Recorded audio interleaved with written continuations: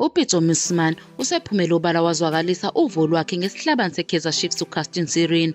Umdlali wasesiswini ohlaselayo, uSirino ube nesiqalo esihle kuKaizer Chiefs waba ingxenye enkulu yeqembu ngaphansi kokuholwa nguNasruddin Nabi ngesizini entsha.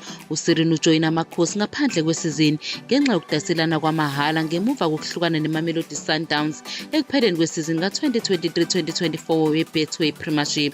Ngesikhathi eqala kahle kuKaizer Chiefs, uSirino udlala imidlalo emine kuyona yonke imiqhudelwano, eshaya amagoli amabili waphinde wahlohla nabasiza ababili. Lo mdlalo uneminyaka engu-33 ubudala, ushaya igoli lokuqala ngesikhathi lezi zinkunzi zaseSoweto zihlula iSuperSport United ngo-4-0 ku-CarlingKnockout Cup last 16 eNew Pitso Mosimane Stadium ePolokwane ngempelasonto edlule.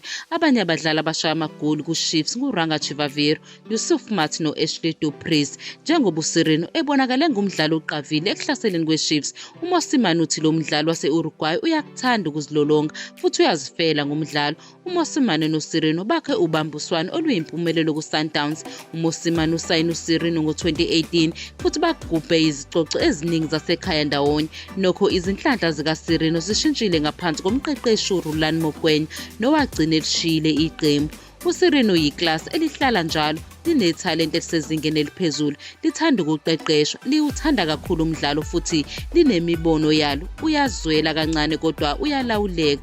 Umdlali waseNingizimu Melika, kusho uMosimane ezinkundleni zokuxhumana. Owayengumqeqeshi we-Al Ahly neSundowns, uMosimane uqhubekile nokuxoxa nabalandeli bakhe ezinkundleni zokuxhumana, exoxa ngamandla kaSirino njengomdlali ohlaselayo. Ushaya amagoli futhi unabasiza abaningi, okuyisithako esibaluleke kakhulu kumdlali ohlaselayo.